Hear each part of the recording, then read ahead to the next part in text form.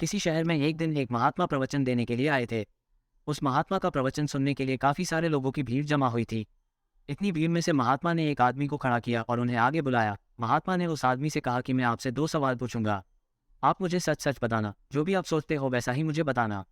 उस आदमी ने कहा, जी महाराज, मैं आपको सच ही बताऊंगा। उस महात्मा ने उससे पहला सवाल ये पूछा कि अगर कोई सुंदर लड़की बाजार में आपको दिखे तो क्या आप उसे पलट कर देखेंगे? उस आदमी ने कहा, जी जरूर। उस वक्त अगर मेरे साथ मेरी बीवी ना हो तो मैं पलट कर जरूर देखूंगा। उस आदमी का ये जवाब सुनकर प्रवचन में हाजिर पब्लिक हंसने लगती है।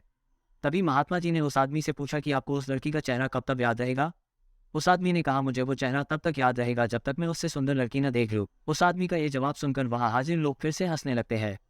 फिर वो व्यक्ति बाद में बोलता है कि ज्यादा से ज्यादा मुझे वो लड़की 2-3 दिन तक याद रहेगी। महात्मा जी ने कहा, अच्छा ठीक है। अब मेरा दूसरा सवाल आपसे ये है कि अगर मैं आपको एक उपहार दूं और मैं आपसे कहूं कि आपको ये उपहार दिल्ली में एक अमीर बिजनेसमैन रहता है उसके घर तक पहुंचाना है, तो क्या आप मेरा एक काम करोगे? उस आदमी ने कहा, जी बिल्कुल, क्यों नहीं, जैसा आप कहो वैसा मैं करूँगा।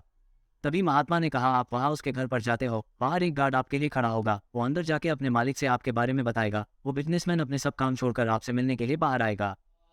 सिर्फ इतना ही नहीं, वो बाहर आकर आपसे उपहार लेके आपको अंदर आने के लिए कहता है और आपके मना करने के बावजूद भी वो आपको अपने घर में लेकर ही जाता है। फिर वो बिजनेसमैन आपसे खाना खाने के लिए आग्रह करता है। आपके मना करने के बावजूद भी वो आपको खाना खाने के लिए मनाता है। आपके लिए अलग अलग कई सारे पकवान बनाए जाते हैं और आपको खिलाया जाता है। फिर आप अंत में घर जाने के लिए आज्ञा लेते हो। वो बिजनेसमैन आपको छोड़ने के लिए अपने ड्राइवर को साथ में भेजता है। आप बहुत खुश हो जाते हो। इतना बोलने के बाद महात्मा उस आदमी से पूछते हैं कि अब आप बताइए कि आपको उस बिजनेसमैन का चेहरा कितने दिनों तक याद रहेगा?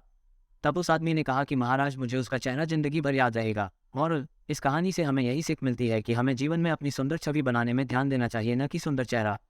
क्योंकि लोग चेहरा भूल जाते हैं पर आपका व्यवहार कभी नहीं भूलते हैं। Thanks for watching. Please like, share and press the subscribe button.